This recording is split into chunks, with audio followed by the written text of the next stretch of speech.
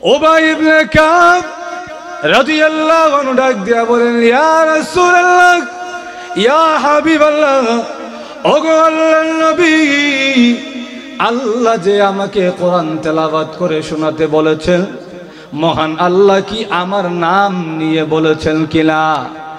আল্লাহর নবী, বিশ্ব নবী রাহমাতুল লিল আলামিন ডাক দিয়া বলে, উবাই রে, মহান আল্লাহ তোমার নাম ধরে বলেছেন, ওগো নবীজি উবাই ইবনে কাবকে কোরআন তেলাওয়াত করে শোনান।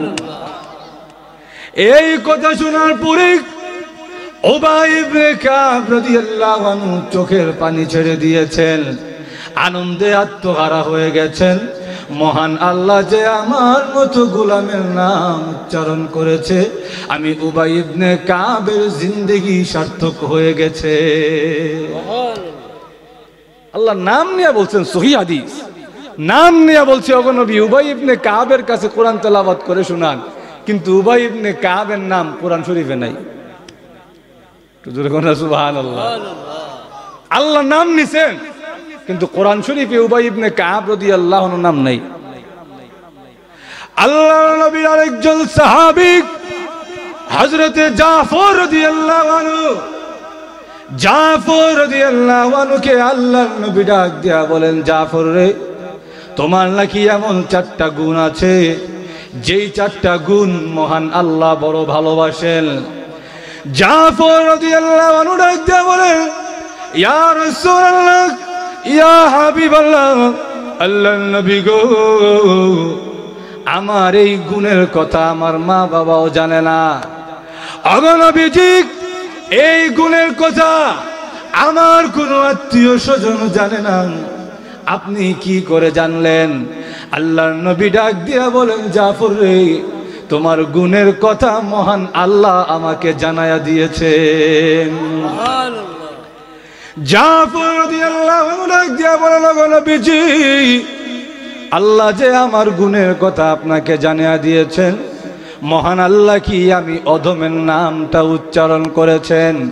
আল্লাহর নবী ডাক দিয়া বলেন, জাফর রে, মহান আল্লাহ তোমার নাম নিয়া তোমার কথা বলেছে।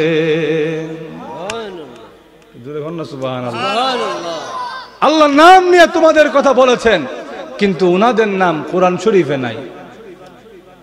বলেন ঠিক কিনা? তাহলে এত বড় বড় সাহাবী, এত বড় বড় নবী আম্বিয়া, উনাদের নাম কোরআন শরীফে নাই।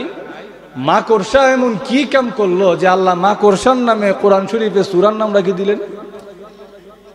আমার মাত মনে হয় বুঝেন না আপনারা, প্রশ্ন বুঝছেন না আপনারা। এতক্ষণ যে কথা বললাম, আলোচনা করলাম, এর দ্বারা এটাই বুঝাইলাম যে বড় বড় নবীদের নামেও সূরার নাম নাই, বড় বড় সাহাবীদের নামে সূরার নাম তো দূরে থাক, উনাদের নামও আল্লাহ কোরআন শরীফে আনেন নাই যে এর দ্বারা উনাদের ইজ্জত সম্মান কমে নাই। এটা বুঝাইতেই অন্য হাদিস দিয়ে বুঝাইলাম যে আল্লাহ উনাদের নাম কোরআন শরীফে আনে নাই, কিন্তু আল্লাহ উনাদের নাম নিজে উচ্চারণ করছেন, কিন্তু কোরআন শরীফে আনেন নাই। তাহলে মাকড়সা এমন কি কাজ করলো যে মাকড়সার নাম আল্লাহ কোরআন শরীফে সূরার নাম রাখি দিলেন?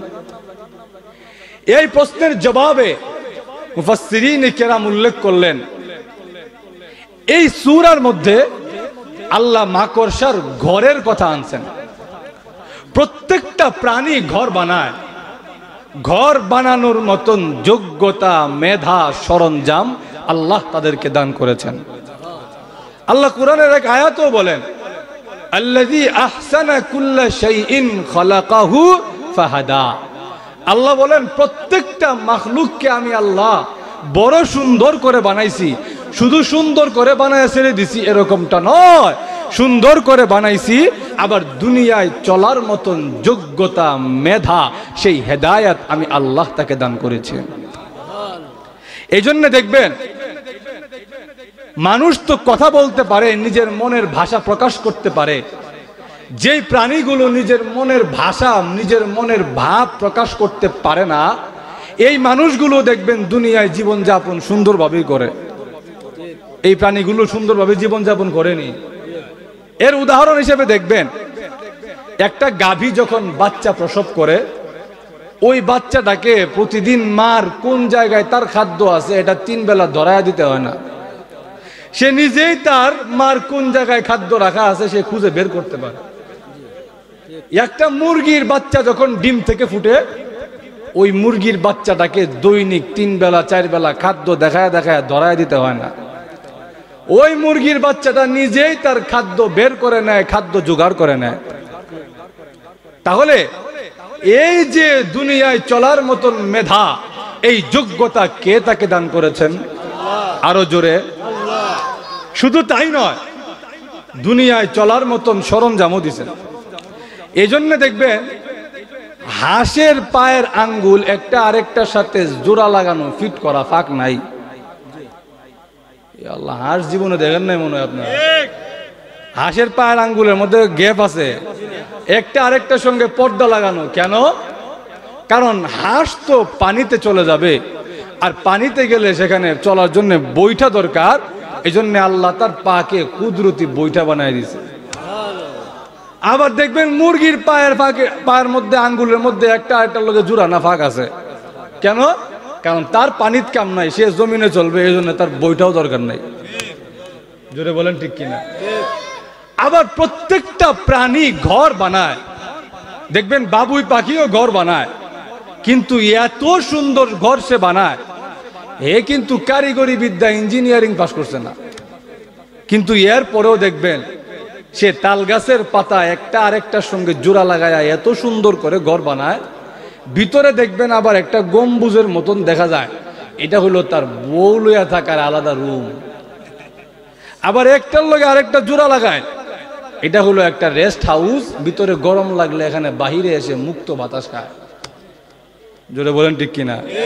আবার দেখবেন এক ধরনের পোকা পাওয়া যায়, আমাদের ব্রাহ্মণবাড়িয়ার ভাষা এটারে বলে জোনাকি পোক। আপনাদের এদিকে কি বলে জানি না। জোনাকি পোক চিনচিননি? জিনু পোক। এটার মুখটা, এটার সুইচটা হইলো মুখ, এটার বাল্ব হইলো পিছে। এটা মুখ থেকে নিভায় জ্বালায়, নিভায় জ্বালায়, অন অফ, অন অফ। জোরে বলেন ঠিক কিনা?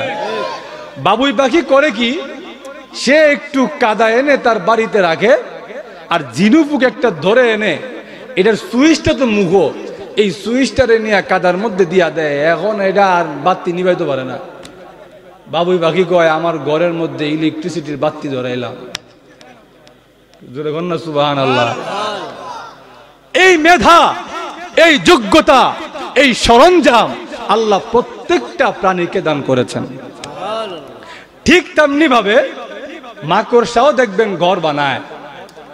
মাকড়সা যখন ঘর বানায়, সুতার জন্য আপনাদের বলরামপুর বাজারে যাওয়া লাগে না। সে যখন ঘর বানায় দেখবেন 50-60 সুতা বেরিয়েই থাকে। কিন্তু আপনি যদি মাকড়সা একটা কাটেন, 1 ইঞ্চি সুতাও পাইতেন না। জোরে বলেন ঠিক কিনা? মাকড়সা ঘর বানায়, কিন্তু আল্লাহ নিজে বলেন মাকড়সার ঘর হলো সবচাইতে দুর্বল ঘর। জোরে বলেন ঠিক কিনা? বাতাস আসলে মাকড়সার ঘরের অস্তিত্ব খুঁজে পাওয়া যায় না। ঝাড়ু দিয়া বাড়ি দিলে মাকড়সার ঘর ভেঙ্গে খান খান হয়ে যায়। এখন প্রশ্ন হলো, আল্লাহ এই মাকড়সার দুর্বল ঘরের কথা আল্লাহ কোরআন শরীফে কেন আনছেন? এর ব্যাখ্যা হলো, আগে বুঝতে হবে শানে নুজুল কি। মক্কার বেঈমান কাফেররা আল্লাহর নবীর হাতে যে সমস্ত সাহাবীরা হাতে হাত রেখে কালিমা পড়ে মুসলমান হয়েছিল, এদের দিকে আঙ্গুল দেখায়া দেখায়া ওয়াসখারুনা মিনাল্লাযীনা আমানু, ঈমানদারদের দিকে আঙ্গুল দেখায়া দেখায়া ঠাট্টা মশকরা করে। এই আব্দুল্লাহ ইবনে মাসউদ চিকন, বিলাল দেখতে কালো, অসহায়, দুর্বল, শুআইবে রুমি, এদের কি দাম আছে? এদের কোনো ইজ্জত নাই, কোনো সম্মান নাই। এদের দিকে আঙ্গুল দেখায় দেখায় ঠাট্টা মশকরা করে। কেন? কারণ মক্কার কাফের মুশরিকদেরকে আল্লাহ 2টা নিয়ামত দান করছিলেন। জোরে বলেন কয়টা? আরো জোরে। একটা হলো আল্লাহ এদেরকে ধন সম্পদ বেশি দিছিলেন, এদের টাকা পয়সা বেশি। আরেকটা হলো এদের ছেলে সন্তান ভাতিজা বেশি। এটার বর্তমান অর্থ হলো এদের লাঠির জোর বেশি, লাঠিয়াল বাহিনী বেশি। জোরে বলেন ঠিক কিনা? আল্লাহ কোরআনে উল্লেখ করেন, মাল্লা'ইল লিল খায়র।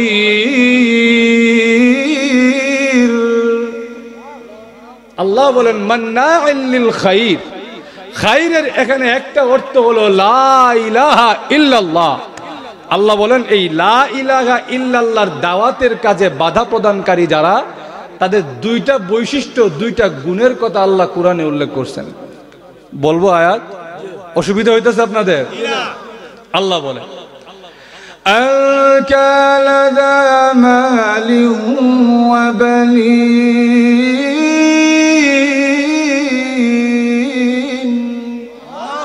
আল্লাহ বলেন এক নম্বর হলো আমি আল্লাহ তাদেরকে টাকা পয়সা দিয়েছিলাম, তারা ছিল দুমাল ওয়া বানিন। আমি আল্লাহ তাদেরকে ছেলে সন্তান ভাতিজা দিছিলাম। এখনো আমাদের সমাজে দেখবেন কারো যদি ছেলে সন্তান ভাতিজা বেশি হয়, ওই বেটার 1 লাখ দাপটে আশেপাশের মানুষ টিকবান না। জোরে বলেন ঠিক কিনা? আমার এক মামা ছিল, উনি একদিন উঠে আমারে কয়, ভাগনা মামা গরিব হইতে পারি কিন্তু মামার নাই, লস নাই। আমি কই কেন লস নাই? মামা গরিব হইতে পারি কিন্তু মামা লাঠির জোরটা বেশি। আমি কই কোন দিক দিয়ে লাঠির জোর বেশি? মামার 5টা ছেলে, কোনো ফুরি নাই। 5টা ছেলে, 5 ছেলের ঘরে আবার নাতি, কোনো নাতির নাই। তাহলে দেখা যায় আমার ছেলেও বেশি, নাতিও বেশি। আমার লোকে কথা কইবার আগে 10 বার ভাবন লাগে। জোরে বলেন ঠিক কিনা? এই দুইটা নিয়ামত পেয়ে মক্কার কাফের মুশরিকরা মনে করেছিল যে আমাদেরকে হারায়া দিবে এমন কি শক্তি আছে, আমাদের সামনে আমাদের খোদার বিরুদ্ধে গিয়ে আল্লাহর কালিমা প্রতিষ্ঠা করবে। এই মুহাম্মদ এবং তার সাথীদের কি দাম আছে? আল্লাহ রাব্বুল আলামিন এই আয়াত নাজিল করে জানায়া দিয়েছেন, তোমাদের এই ক্ষমতা, তোমাদের এই লাঠির জোর আমি আল্লাহর কাছে মাকড়সার গড়ের চাইতেও বেশি দুর্বল। জোরে বলেন ঠিক কিনা? মক্কা কাফের মুশরিকরা বেলাল রাদিয়াল্লাহু আনহুর দিকে আঙ্গুল দেখায়া দেখায়া ঠাট্টা মশকরা করে বিলাল রাদিয়াল্লাহু তাআলা আনহুকে গোলামের ঘরের গোলাম বলে ডাকে। বেলাল রাদিয়াল্লাহু তাআলা আনহু উনি দেখতে কালো, ওনার বাবা ও গোলাম, উনিও গোলাম, বাড়ি ওই দেশে না।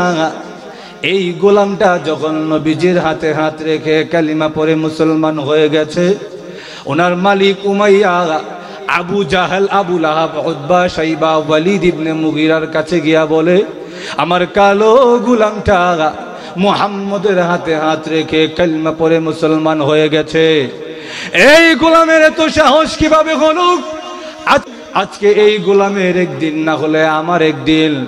হযরতে বিলাল রাদিয়াল্লাহু তাআলা আনহুকে ওনার হাত পা বেঁধে মরুভূমির উত্তপ্ত বালুতে শুয়ায়া রেখে বুকের উপরে ভারী পাথর বসায়া বিলাল রাদিয়াল্লাহু তাআলা আনহুকে চাবুক দিয়ে আঘাত করে। আর বিলাল রাদিয়াল্লাহু তাআলা আনহু যেই মাত্র চাবুক দিয়ে আঘাত করে, এমনি আল্লাহকে জোরে আল্লাহু আহাদ বলে ডাক দেয়। আবু বকর সিদ্দিক রাদিয়াল্লাহু আনহু বিলাল রাদিয়াল্লাহু তাআলা আনহুর পাশ দিয়া যখন যায়, বিলাল রাদিয়াল্লাহু তাআলা আনহুকে ডাক দিয়া বলেন, বিলাল রে, আমি তো তোকে কোনো সাহায্য করতে পারি না। বিলাল, তুই তো আরেকজনের গোলাম, তোকে আমি কোনো সাহায্য করতে পারি না, কিন্তু তোকে তো আমি বুদ্ধি দিয়া পরামর্শ দিয়া সাহায্য করতে পারি। বিলাল, আমাদের আল্লাহ এমন আল্লাহ, আমাদের আল্লাহকে জোরে ডাকলে যেমন শোনে, আমাদের আল্লাহকে আস্তে ডাকলেও আল্লাহ শোনে। বিলাল, যদি আস্তে ডাকো তোমার উপরে নির্যাতন কম আসবে, অত্যাচার কম আসবে।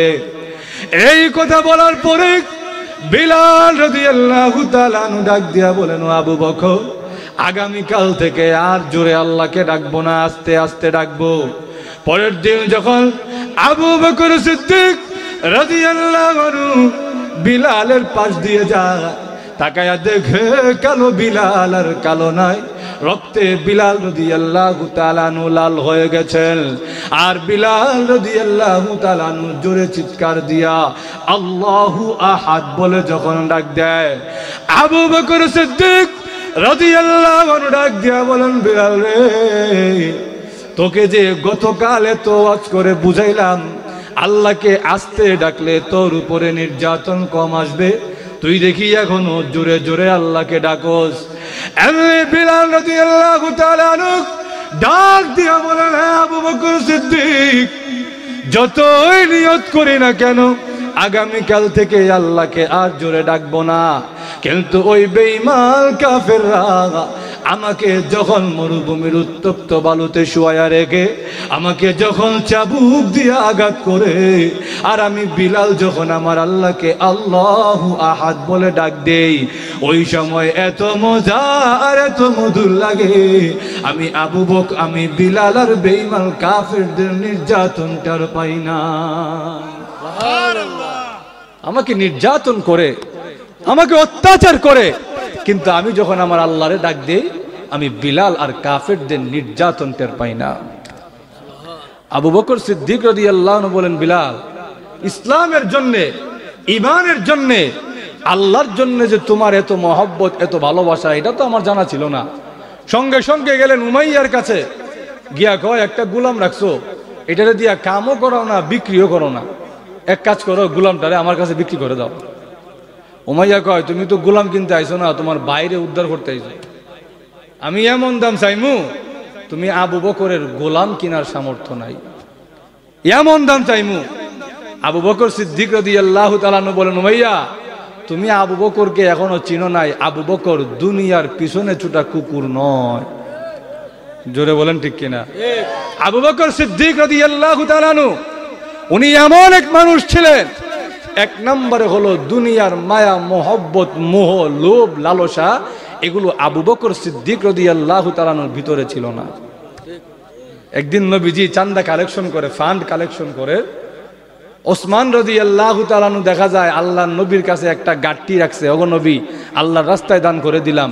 হিসাব করে দেখা যায় ওসমান রাদিয়াল্লাহু তাআলা আনহু উনার সমস্ত সম্পত্তির অর্ধেক সম্পত্তি আল্লাহর রাস্তায় দান করে দিয়েছেন। এই দৃশ্য দেখার পরে আবু বকর সিদ্দিক রাদিয়াল্লাহু আনহু তিনিও বাড়ি থেকে একটা গাট্টি, একটা বস্তা এনে নবীজির সামনে পেশ করলেন। ওই বস্তা খুলে দেখা যায় আবু বকর সিদ্দিক রাদিয়াল্লাহু আনহু ওনার সমস্ত সম্পত্তি আল্লাহর রাস্তায় দান করে দিয়েছেন। আল্লাহর নবী, বিশ্ব নবী রাহমাতুল লিল আলামিন মুচকি হাসি দিয়া বলেন, আবু বকর, সব যে নিয়ে এসেছো, বাড়ির জন্য কি রেখে এসেছো? হ্যাঁ আবু বকর, বাড়িতে কি বিবি বাচ্চা নাই? বিবি বাচ্চার জন্য কি রেখে এসেছো? আবু বকর সিদ্দিক রাদিয়াল্লাহু আনহু বলেন, ইয়া রাসূলুল্লাহ, ইয়া হাবিবাল্লাহ, আল্লাহর নবী গো, আবকাইতু লাহুমুল্লাহ ওয়া রাসূলা, যদিও সবকিছু আপনার দরবারে পেশ করেছি, কিন্তু আমার বিবি বাচ্চার জন্য আমার বাড়িতে আল্লাহ এবং তার রাসূলকে রেখে এসেছি। দুনিয়ার মায়া, মোহব্বত, লোভ, লালসা আবু বকর সিদ্দিক রাদিয়াল্লাহু তাআলা আনহুর ভিতরে নাই।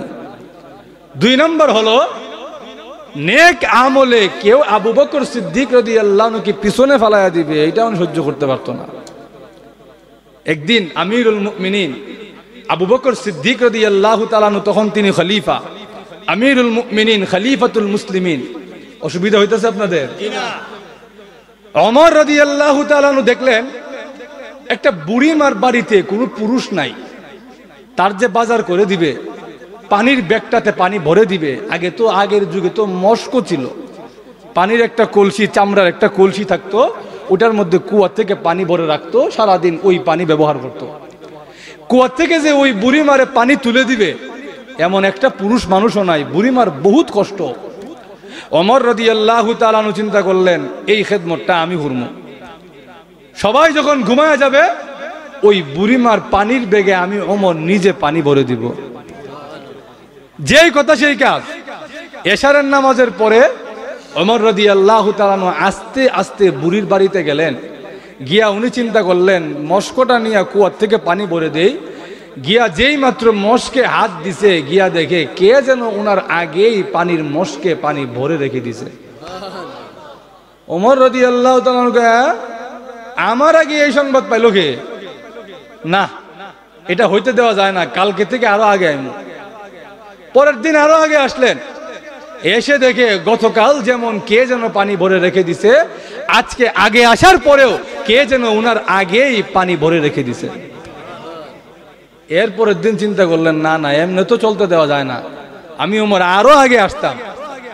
ওমর রাদিয়াল্লাহু তাআলা আনহু পরের দিন আরো আগে গেলেন, ওই জন্য গিয়া দেখে কে যেন বুড়ির পানির মশকে পানি ভরে রেখে দিছে। এবার ওমর রাদিয়াল্লাহু তাআলা চিন্তা করলেন, না এটা সহ্য করন যায় না, এ খালি আমারে হারায়া দেয়, আজকে দেখতাম কে এই কাজটা করে। পরের দিন ওমর রাদিয়াল্লাহু তাআলা মাগরিবের নামাজ পড়েই বুড়ির বাড়ির কিনারায় গিয়া লুকায় রইছে, দেখমু কে আইসা বুড়ির পানির বেগে পানি ভরে দেয়। হঠাৎ করে তাকায় দেখে মাথার থেকে নিয়ে পা পর্যন্ত কালো চাদরে আবৃত কে যেন পা খুরায়া খুরায়া বুড়ির পানির মশকের মধ্যে পানি ভরে দেয়। ওমর রাদিয়াল্লাহু তাআলা কয়, মাথার থেকে পা পর্যন্ত যখন কালো চাদর দিয়ে ঢাকা, এটা মানুষ নয়, নিশ্চয়ই এটা জিন্নাত হবে। আর আল্লাহ রসুল বলছেন, ওমর তুমি যে রাস্তা দিয়া যাও ওই রাস্তা দিয়া জিনের বাপও যায় না। জিনের বাপ রে চিনছেন নি আপনারা? মিস্টার ইবলিস। আল্লাহ রসুল বলেন, ওমর তুমি যে রাস্তা দিয়ে যাও ওই রাস্তা দিয়া মিস্টার ইবলিসও যায় না। ওমর রাদিয়াল্লাহু তাআলা কয়, জিন্নাতের এত বড় সাহস, আজকে দেখতাম যেই কোয়া এই কথা বলে ওই কালো চাদর ধরে টান দিয়েছে, এমনি দেখা যায় কালো চাদরের ভিতর থেকে খলিফাতুল মুসলিমিন আবু বকর সিদ্দিক বের হয়ে আসছেন। হযরতে ওমর চোখের পানি ছেড়ে দিয়েছেন, হ্যাঁ খলিফাতুল মুসলিমিন, হ্যাঁ আমিরুল মুমিনিন, এই বয়সে আপনি খলিফাতুল মুসলিমিন কেন এত কষ্ট করতে আসলেন? আমি ওমর তো ছিলাম এই খেদমত করার জন্য। এমনি তাকায় দেখে আবু বকর সিদ্দিক রাদিয়াল্লাহু তাআলা আনহু বলেন, ওমর তুমি কি শুনো নাই আল্লাহর নবী বিশ্ব নবী রাহমাতুল লিল আলামিন বলেছেন, কেউ যদি কোনো অসহায় বান্দা বান্দির সাহায্য করে, কেউ যদি কোনো অসহায় বান্দা বান্দির খেদমত করে, মদিনার মসজিদে 10 বছর ইতিকাফ করার চাইতেও বেশি সওয়াব পাবে। এত বড় একটা সওয়াব আমি আমিরুল মুমিনিন আবু বকর মিস করব, এটা তুমি ওমর চিন্তা করলা কেমনে? একটু জোরে বল না সুবহানাল্লাহ। আর আমরা শাসকরা হইলো কেমনে, খালি আমরা তো আরো খাইতো, এরা তো নিজে না ঘুমাইয়া জনগণের খেয়াল রাখছে, আর আমরা শাসকরা আমরার ঘুম আরাম করে দেয়। জোরে বলেন ঠিক কিনা? যাক, যেই কথাটা বুঝাইতে চাই, উমাইয়া কয়, আবু বকর এমন দাম চাইমু, তুমি আবু বকরের গোলাম কিনার সামর্থ্য নাই।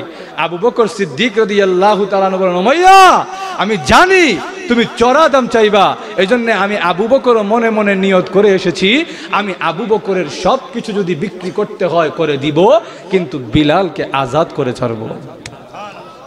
ঠিকই দেখা গেছে, চড়া দামে বিলাল রাদিয়াল্লাহু তাআলা কে কিনলেন। গিয়া বলেন, বিলাল যেই ইসলামের জন্যে, যেই ইমানের জন্যে, যেই আল্লাহর জন্যে তোমার এত মহব্বত, এত ভালোবাসা, সেই আল্লাহর জন্যে এই মুহূর্তে আজাদ করে দিলাম। ভাইরা আমার, যেই কথাটা বুঝাইতে চাই, বিলাল রাদিয়াল্লাহু তাআলা আনহুর কোনো দাম নাই। ওনাকে কালো গোলাম বলে আখ্যায়িত করে মরুভূমিতে নিয়ে বেত্রাঘাত করে, কিন্তু আল্লাহ রাব্বুল আলামিন কোরআনের আয়াত নাজিল করে জানায়া দিয়েছেন, ওগো নবীজি বিলালের ওদের কাছে কোনো দাম না থাকতে পারে, বিলাল কিয়ামতের দিন আমি আল্লাহর কাছে সুউচ্চ মর্যাদার অধিকারী হবে। কেমন মর্যাদা! আল্লাহর নবী বিশ্ব নবী রাহমাতুল লিল আলামিন ডাক দিয়া বলেন, বিলাল রে, দুনিয়ার মানুষের কাছে তোমার কোনো ইজ্জত আর কোনো সম্মান নাই, কিন্তু আল্লাহর কাছে তুমি বিলালের এত ইজ্জত আর এত সম্মান, কিয়ামতের কঠিন ময়দানে প্রত্যেকটা মানুষ পায়ে হেঁটে হেঁটে হাসরের মাঠে আসবে, আর তুমি বিলাল ইয়াকুত পাথরের তৈরি উঠে চড়ে চড়ে হাসরের মাঠে আসবে। ফি নাকাতিন ইয়াকুতাতিন হামরা, ও বিলাল, সবাই পায়ে হেঁটে হেঁটে আসবে, আর তুমি বিলাল ইয়াকুত পাথরের তৈরি উঠে চড়ে চড়ে হাসরের মাঠে আসবে। শুধু তাই নয়, আল্লাহর নবী বলেন কিয়ামতের কঠিন ময়দানে আল্লাহ রাব্বুল আলামিনের সামনে কেউ কোনো কথা বলার সাহস পাবে না। আল্লাহ রাব্বুল আলামিন কোরআন শরীফের আয়াতের মাধ্যমে জানায়া দিয়েছেন, লা ইয়াতাকাল্লামুনা ইল্লা মান আযিনা লাহুর রহমান। দয়াময় আল্লাহ যাকে অনুমতি দিবেন, আল্লাহর অনুমতি ছাড়া কেউ আল্লাহর সামনে কোনো কথা বলার সাহস পাবে না। এমন ভয়াবহ দিনে, এমন কঠিন পরিস্থিতিতে আল্লাহ রাব্বুল আলামিন বিলাল রাদিয়াল্লাহু তাআলা আনহুকে ডাক দিয়া বলবেন, রে কালো বিলাল, দুনিয়ার মানুষ তোমাকে কোনো ইজ্জত দেয় নাই, কোনো সম্মান দেয় নাই। আমি আল্লাহ ওয়াদা দিয়েছিলাম তোমাকে আমি আল্লাহ কিয়ামতের দিন সুউচ্চ মর্যাদার অধিকারী করব। রে বিলাল, আজকে কেউ আমার সামনে দাঁড়িয়ে একটা কথা বলারও সাহস পায় না, কিন্তু তুমি বিলালের এত ইজ্জত আর এত সম্মান আমি আল্লাহ তোমাকে অনুমতি দিয়ে দিলাম, সারা হাসরের মাঠের সবাইকে আজান দিয়া শোনায়া দাও। বিলাল রাদিয়াল্লাহু তাআলা হাসরের মাঠে দাঁড়ায় আজান দিবেন, আর তিনি যখন বলবেন আশহাদু আল্লা ইলাহা ইল্লাল্লাহ, আমি সাক্ষ্য দিলাম আল্লাহ ছাড়া কোনো ইলাহ নাই, তখন নমরুদ, ফেরাউন, আবু জাহেল, আবু লাহাব, বর্তমানের ট্রাম্প, নরেন্দ্র মোদী ইডিও হইব সাদাকা ইয়া বিলাল, তুমি যেই কথা বলো এই কথা 100% সত্য, কোনো সন্দেহ নাই। ওই দিন বিশ্বাস করে কোনো লাভ নাই। জোরে বলেন ঠিক কিনা? ভাইরা আমার, যেই কথাটা আমি বুঝাইতে চাই, ক্ষমতার দাপটে, টাকা পয়সার দাপটে, লাঠির জোরে আপনি যদি মানুষকে দুর্বল মনে করেন, আপনি যদি আপনার ক্ষমতাকে প্রভু মনে করেন, আপনি যদি আপনার লাঠির জোরকে খোদা মনে করেন, আপনি যদি আপনার অহংকারকে ইলা মনে করেন, আল্লাহর কসম, আল্লাহ কয় তোমার এই দম্ভ, তোমার এই অহংকার, তোমার এই লাঠির জোর আমি আল্লাহর কাছে মাকড়সার ঘরের চাইতেও বেশি দুর্বল। জোরে বলেন ঠিক কিনা? শুধু তাই নয়, আল্লাহর নবী, বিশ্ব নবী রাহমাতুল লিল আলামিন ডাক দিয়া বলেন, বিলাল, মেরাজের রজনীতে আমি বিশ্ব নবী যখন জান্নাতের ভ্রমণে গেলাম, আমি বিশ্ব নবী জান্নাতে যখন প্রবেশ করলাম, এমনি তাকায় দেখি আমি নবীর আগে আগে তুই বিলালের পায়ের আওয়াজ শোনা যায়। আল্লাহ রাব্বুল আলামিন নবীজিকে দেখায় দিয়েছেন, ওগো নবী, বিলালের এত সম্মান, এত ইজ্জত, বিলাল হাঁটে দুনিয়াতে, বিলালের পায়ের আওয়াজ হয় জান্নাতে। আর একটু জোরে বলুন না সুবহানাল্লাহ। ভাইরা আমার, এবার আসেন, এই যে বিলাল রাদিয়াল্লাহু তাআলা আনহুর এত ইজ্জত, এত সম্মান কেন? এর একটাই কারণ, বিলাল রাদিয়াল্লাহু তাআলা আনহু নির্যাতন সহ্য করেছেন, অত্যাচার সহ্য করেছেন, কটূক্তি সহ্য করেছেন, কিন্তু ঈমান হারা হন নাই। জোরে বলেন ঠিক কিনা? যুগে যুগে ঈমান আনার অপরাধে, ঈমানদার হওয়ার অপরাধে, মুত্তাকি হওয়ার অপরাধে মানুষের উপরে জুলুম এসেছে, অত্যাচার এসেছে, কিন্তু যেই মানুষটা এত জুলুম আসা সত্ত্বেও, তার ঈমানের উপরে পরীক্ষা আসা সত্ত্বেও ঈমানকে মজবুত ভাবে ধরে রেখেছে, মানুষের কাছে এর দাম নাই, আল্লাহর কাছে সুমহান মর্যাদার অধিকারী হবে।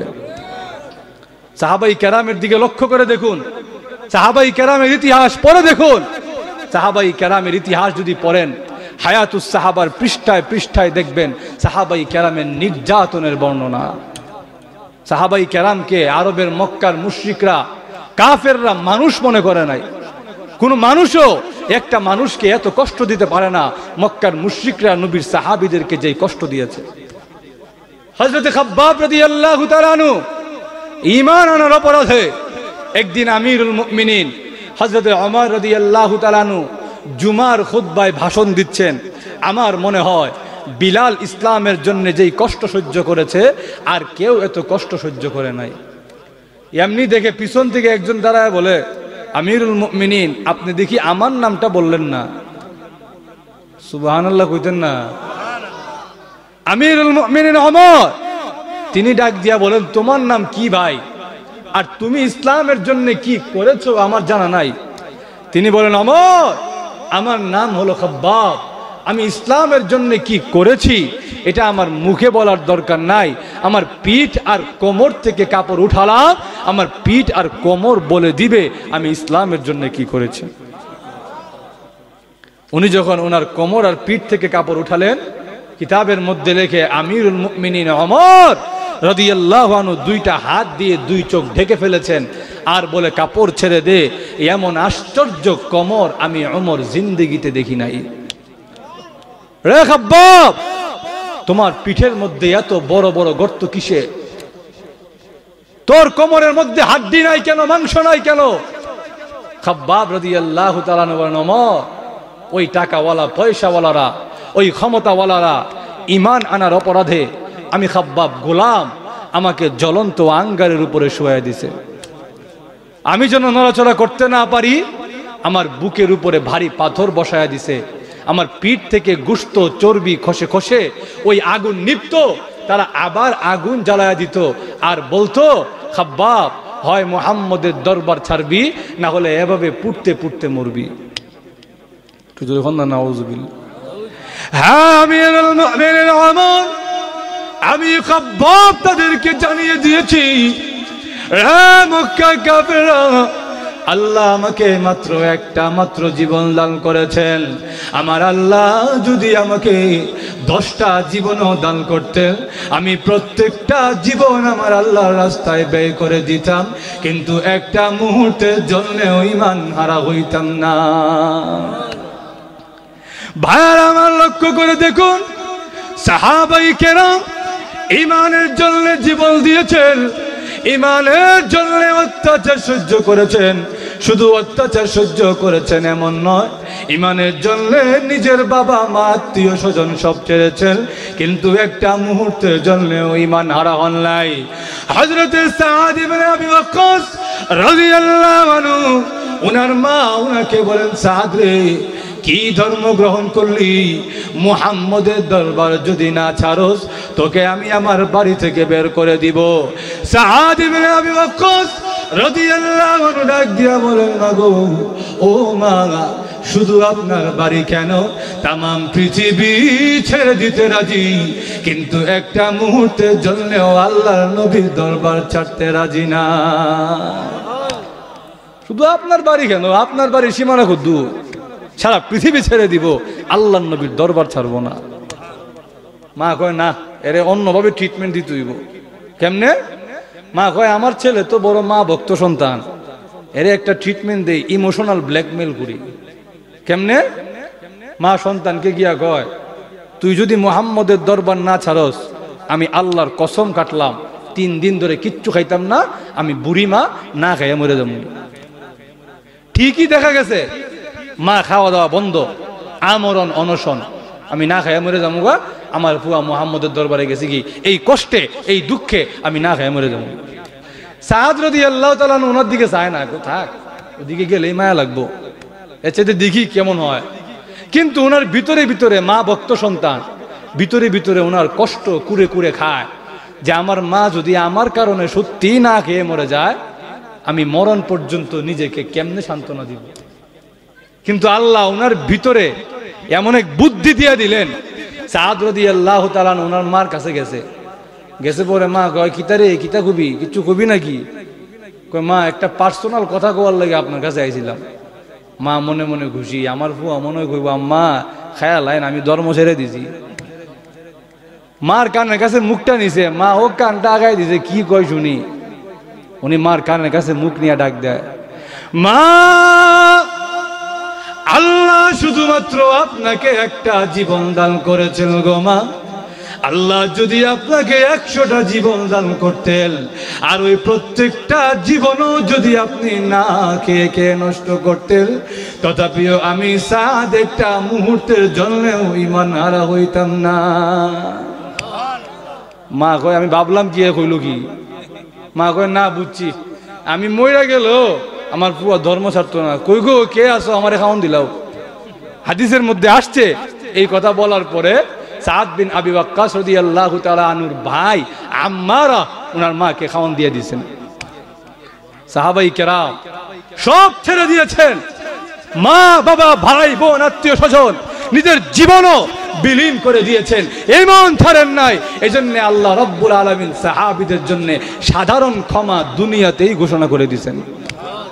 তো জোরে বলুন না সুবহানাল্লাহ। ঈমানের দাম আছে না নাই? আরো জোরে, কেমন দাম?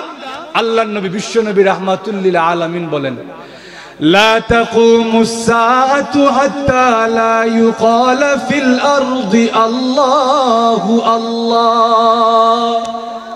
আল্লাহ রাসূল সাল্লাল্লাহু আলাইহি ওয়াসাল্লাম বলেন, যতদিন পর্যন্ত এই আসমানের নিচে জমিনের উপরে একটা বান্দা এমন পাওয়া যাবে যে আল্লাহকে বিশ্বাস করে আল্লাহকে আল্লাহ আল্লাহ বলে ডাকে, ওই একটা বান্দার সম্মানে আল্লাহ আসমান জমিন ধ্বংস করবেন না। ওই একজনের সম্মানে আল্লাহ সবরে খাওয়াবেন। বেঈমান কাফেররেও আল্লাহ তার সম্মানে খাওয়াবে, কিন্তু বেঈমান কাফের বুঝে না কার সম্মানে খাইলো। জোরে বলেন ঠিক কিনা? বিয়া বাড়িতে সবাইরে কার সম্মানে খাওয়ায়?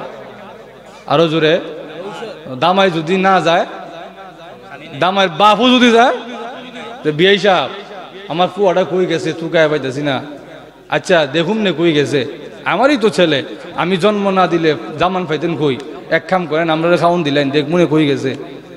আপনাদের কি ধারণা আপনাদের বলরামপুরে খাওয়ান দিবে তো? আরো জোরে, এমনও আছে বেশি জোরাজুরি করলে বাসলে মারামারি হইতে পারে। জোরে বলেন ঠিক কিনা? কিন্তু দামানের সম্মানে যে সবাই রে খাওয়ায়, শুধু কি দামান একা খায়? দামানের বরযাত্রী খায় না, আব্বা আম্মা খায় না, পাড়ার প্রতিবেশী খায় না, আত্মীয় স্বজন খায় না, এমনকি বাড়ির কুত্তা বিলাইও খায়। কিন্তু কুত্তা কি বুঝে কার সম্মানে খাইলো? আরো জোরে, কুত্তা যে বুঝে না এর দলিল কি? দেখবেন দামান যখন মুখ টুক এমনি ঢেকে আসে, বেটার তো এমনি সারা শরীর এমনি ঢাকা, এক এর লক্ষণ দেখি কিছু সুরের লোকে যায়, সুরও নাক মুখ ঢেকে আয়, এরও নাক মুখ ঢাকা, তখন দেখবেন ভক করে একটা আওয়াজ দেয়, এর উদ্দেশ্য হইল তুই খেটা, এটা একটা চেক করে। কিন্তু যদি দেখে সুবিধার না, আমার আরো দূরাই দিতে চায়, আমার লগে আরো হটকারিতা করে, তখন দেখবেন সুযোগ বুঝা গিয়া জামাইয়ের গোসায় কামড় দিয়া ধরে। জোরে বলেন ঠিক কিনা? কুত্তায় খাইলো জামাই সম্মানে, আবার উল্টা গিয়া জামাইয়ের গোসায় কামড় দিয়া ধরে।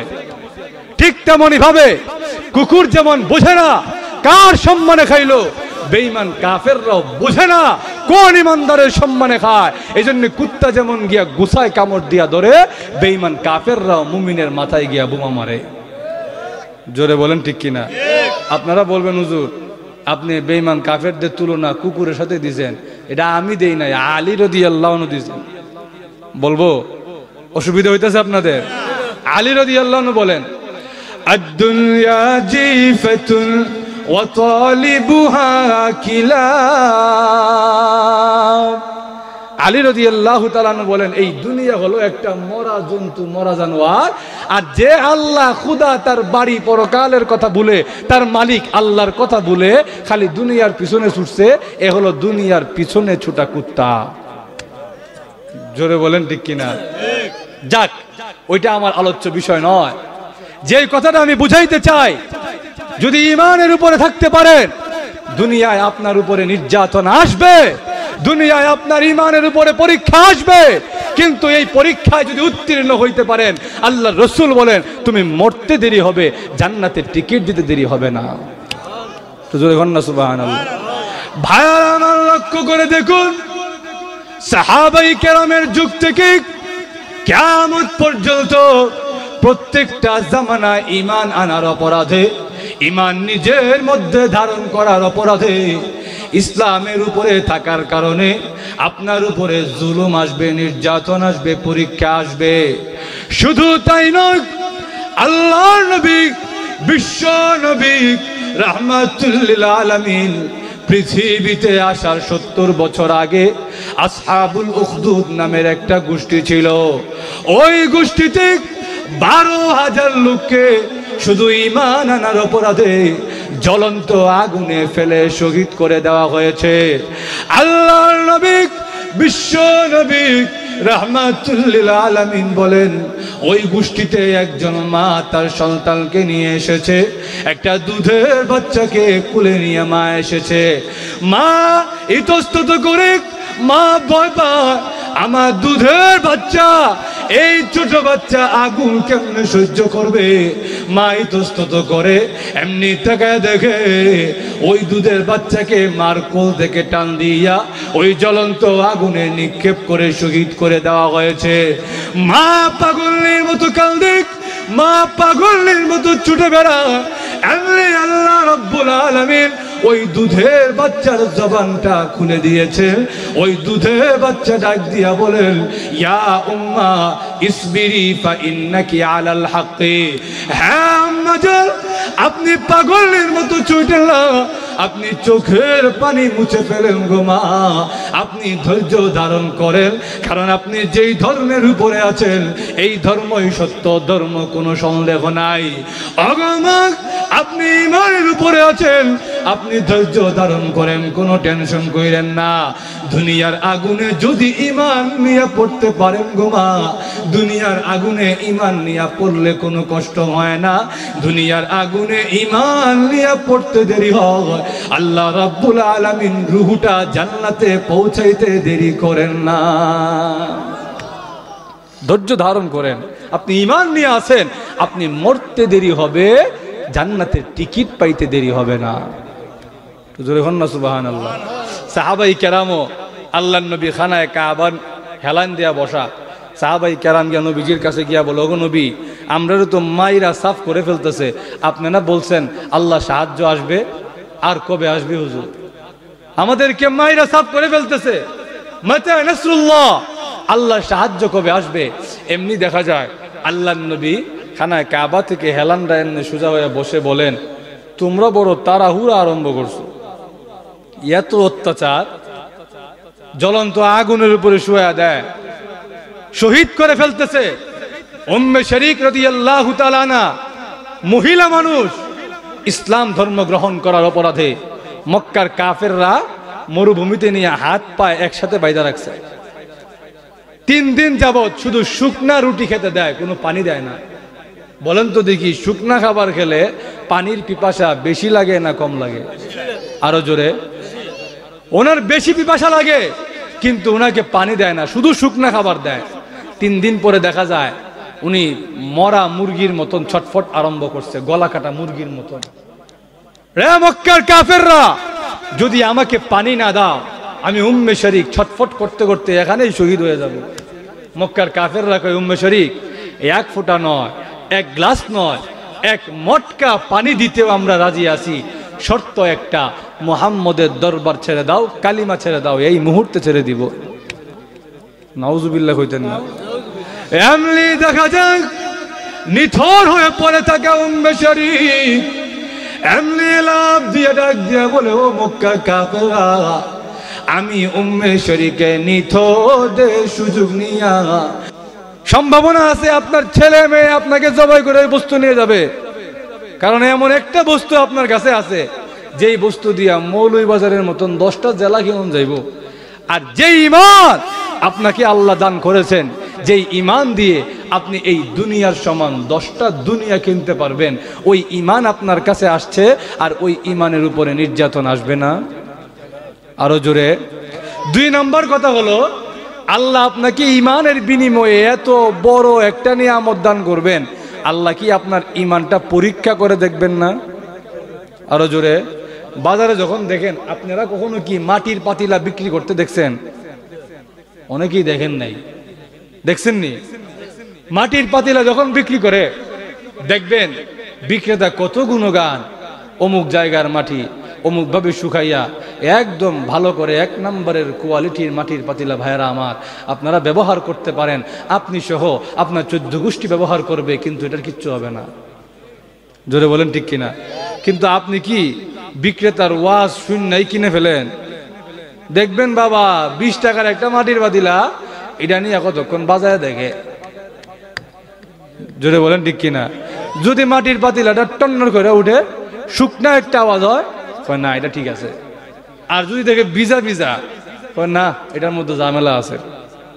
জোরে বলেন ঠিক কিনা?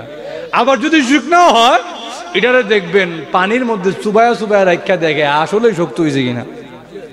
জোরে বলেন ঠিক কিনা? 20 টাকার একটা মাটির পাতিলা কিনতে গিয়া যদি আপনি এতবার বাজ্যা দেখেন, এতবার বাজায় বাজায় দেখেন, যেই ইমানের বিনিময়ে আল্লাহ আপনাকে 10টা দুনিয়ার সমান জান্নাত দান করবেন, ওই ইমান আপনার কাছে আছে, আল্লাহ কি বাজায়া দেখবেন না?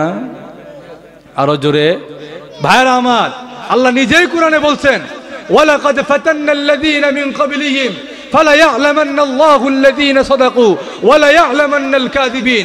তোমাদের ঈমান আমি তোমাদের আগে উম্মতদেরকেও পরীক্ষা করেছি, তোমাদেরকেও করব, কিয়ামত পর্যন্ত করব। আমি আল্লাহ দেখব কে ঈমানের দাবিতে সত্যবাদী আর কে ঈমানের দাবিতে মিথ্যাবাদী। জোরে বলেন ঠিক কিনা? ভাইরা আমার, লক্ষ্য করে দেখুন, সর্বশেষ কথা, ঈমানের দাবিতে যদি সত্যবাদী হয়ে থাকেন, ঈমান আপনার ভিতরে আল্লাহ দান করেছে, এই নিয়ামতের কদর যদি করতে পারেন, এই নিয়ামত নিয়ে যদি আল্লাহর দরবারে হাজির হইতে পারেন, আল্লাহর নবী বিশ্ব নবী রাহমাতুল লিল আলামিন বলেন, যেই ব্যক্তিটা শুধু ঈমান লইয়া আল্লাহর দরবারে হাজির হয়েছে, শুধু ঈমান আছে, কোনো আমল নাই, কোনো আমল না থাকার কারণে ওই ব্যক্তিটা জাহান্নামে যাবে। জাহান্নামে নির্দিষ্ট সময় জ্বলার পরে আল্লাহ রাব্বুল আলামিন ফেরেশতাদেরকে নির্দেশ দিবেন, আখরিজুহু মিনান নার, আমার ওই বান্দাকে জাহান্নামের আগুন থেকে বের করে আনো। জাহান্নামের আগুন থেকে যখন বের করে আনা হবে, ওই বান্দার দেহটা পুড়তে পুড়তে কয়লা আঙ্গারের মতন হয়ে গেছে, ওই দেহটার মধ্যে আর কিছু নাই। আল্লাহ রাব্বুল আলামিন ফেরেশতাদেরকে নির্দেশ দিবেন জান্নাতের সামনে তাকে গোসল করানোর জন্য। যেই মাত্র তাকে গোসল করানো হবে, ওই ব্যক্তির শরীরে যা যা দরকার সব কিছু ফিট হয়ে যাবে। আর ওই যে ঈমানটা নিয়া আল্লাহর দরবারে হাজির হয়েছিল, ওই ঈমানের বিনিময়ে আল্লাহর রাসূল বলেন তাকে যেই জান্নাতটা দেওয়া হবে, আদ-দুনিয়া ওয়া আশারাতু আমসালিহা, এই দুনিয়ার সঙ্গে আরো 10টা দুনিয়া যোগ করলে যেই জগৎটা পাওয়া যায়, শুধু ঈমানের বিনিময়ে এত বড় একটা জান্নাত তাকে দান করা হবে। এজন্য ভাইরা আমার তেলাওয়াতকৃত আয়াতে আল্লাহ বলেন, তোমরা যদি আল্লাহরে বাদ দিয়া গায়রুল্লাহরে ধরো, গায়রুল্লাহ যতই শক্তিশালী হোক না কেন, আমি আল্লাহর কাছে মাকড়সার ঘরের চাইতেও বেশি দুর্বল। আর যদি আল্লাহকে ধরো, দুনিয়ায় নির্যাতন আসবে, দুনিয়ায় অপদস্থ হইবা, দুনিয়ায় অপমান আসবে, দুনিয়ায় কটূক্তি আসবে, কিন্তু যদি ঈমানের উপরে থাকতে পারো, আল্লাহর দেখানো পদ্ধতিতে জীবন সাজাইতে পারো, কিয়ামতের কঠিন ময়দানে সুউচ্চ মর্যাদার অধিকারী হইবা। তো জোরে কন্না সুবহানাল্লাহ। আল্লাহ রাব্বুল আলামিন আমাদের সকলকে বোঝার এবং আমল করার তৌফিক দান করুক। সকলেই বলেন আমিন। ওয়া আখিরু দাওয়ানা আনিল হামদুলিল্লাহি রাব্বিল আলামিন। আসসালামু আলাইকুম ওয়া রাহমাতুল্লাহি ওয়া বারাকাতুহু।